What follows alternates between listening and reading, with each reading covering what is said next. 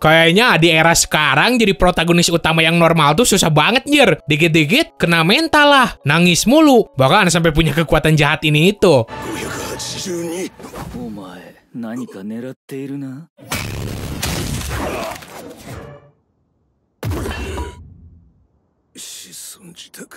Nah, buat lo yang belum subscribe ke Distrik Anime, silahkan langsung grepe-grepe aja tombol subsnya. Terus, buat yang belum beli merchandise Distrik Anime, silahkan juga langsung bungkus. Linknya ada di deskripsi. Nomor 1, Itadori Yuji dari cerita Jujutsu Kaisen.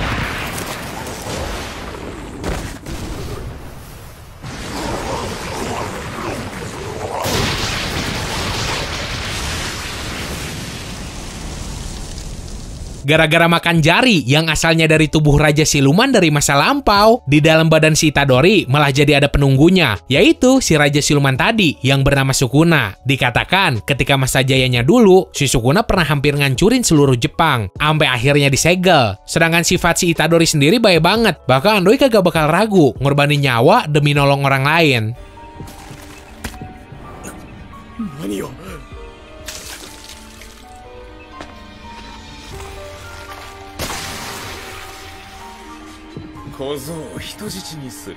Nomor 2, Shinichi Izumi dari cerita Parasite.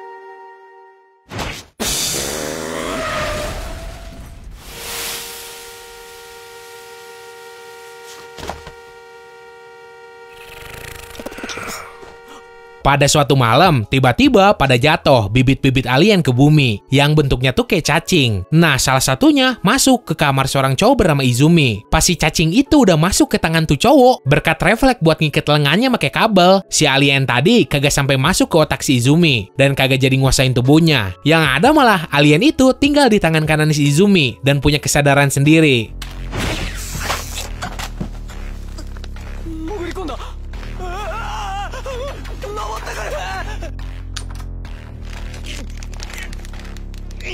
Nomor 3, Ryo Bakura dari cerita Yu-Gi-Oh!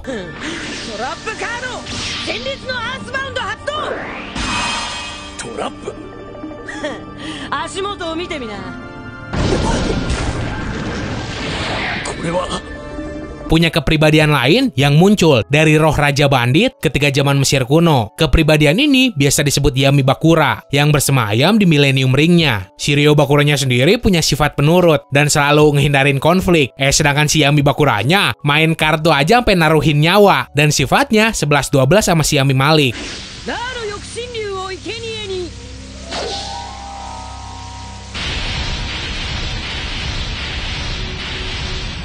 Nomor 4, Uzumaki Naruto dari cerita Naruto.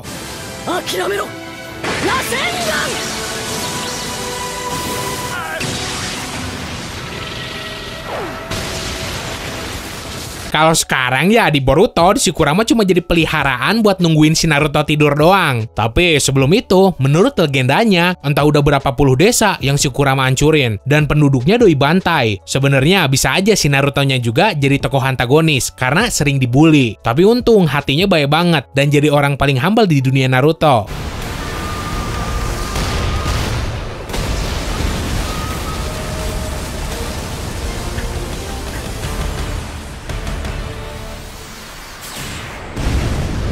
Nomor 5, Akihito Kanbara dari cerita Kyokai no Kanata.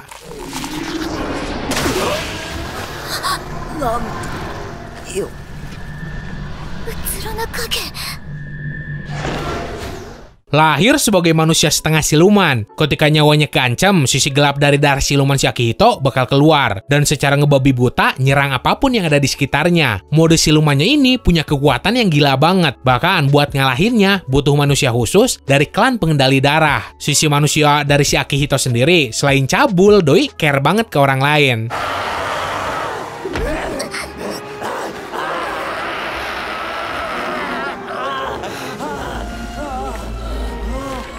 Nomor 6, Rino Kumura dari cerita Aono Exorcist.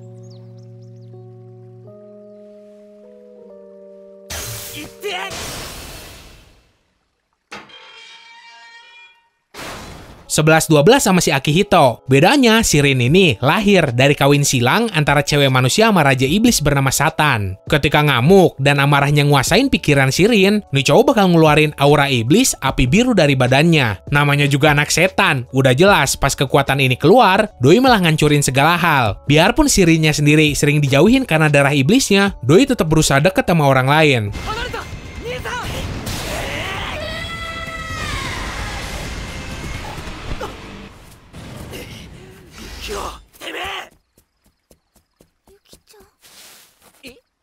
Nomor 7, Emilia, dari cerita Rizero Kara Hajimeru Isekai Seikatsu.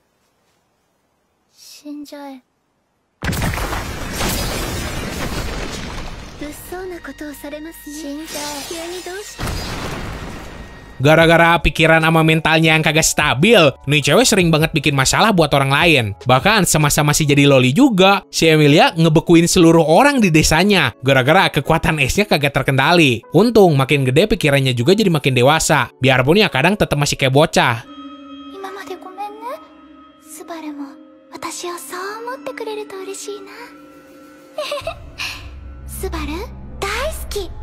Nomor 8, Rainer Lut, dari cerita Densetsu no Yusa no Densetsu.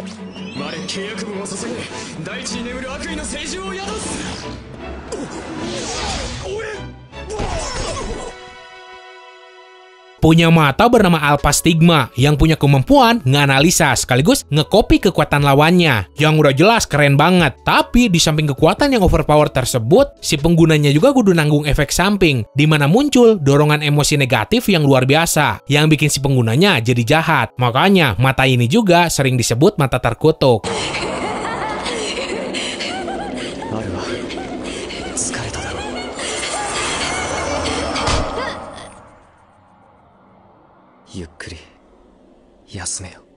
Nomor 9, Ichigo Kurosaki, dari cerita Bleach.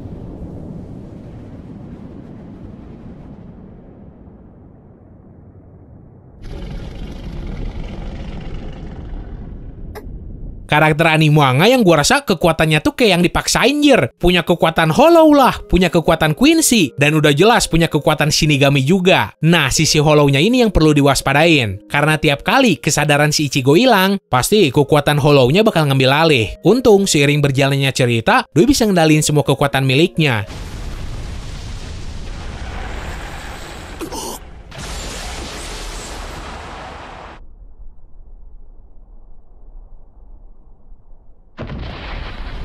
Nomor 10, Arata Kasuga, dari cerita Trinity Seven.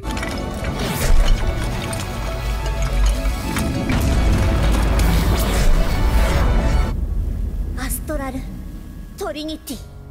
Seorang cowok yang punya bakat sihir luar biasa. Sebenarnya kekuatannya ini jadi pedang bermata dua buat dirinya. Karena kalau aja salah ngendaliin terus hilang kendali, si Arata bakal berubah jadi raja iblis yang bakal ngancurin dunia bareng haremnya. Makanya banyak banget penyihir lain yang ngincer nyawa tuh cowok sebelum sisi raja iblisnya jadi bangkit.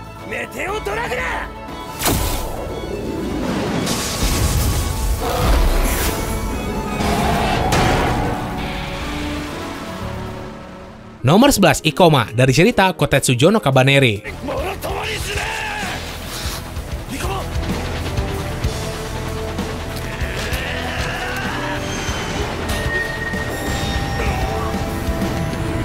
Pernah digigit makhluk semacam zombie bernama Kabane. Untung sebelum virusnya ngejalar, si Ikoma nyekek lehernya sendiri pakai sabuk supaya virusnya kagak sampai ke otak. Alhasil doi ngetransformasi jadi manusia setengah Kabane dan punya kekuatan super dari virus zombie itu.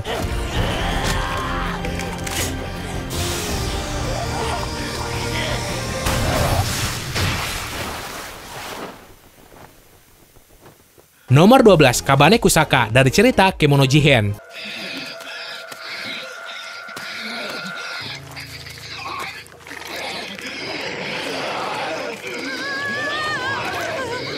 Lagi, nih bocah juga setengah manusia setengah siluman, atau lebih tepatnya Oni. Berkat darah silumannya itu, si Kabane punya kekuatan regenerasi yang cepat banget. Terus, toleransi rasa sakit yang tinggi. Bahkan doi ini sering nyopotin tangannya sendiri. Nah, ketika kalung penyegelnya lepas atau amarah si Kabane naik, si Oninya bakal ngambil alih pikiran sama tubuhnya. Bahkan pernah hampir ngebunuh saudaranya sendiri.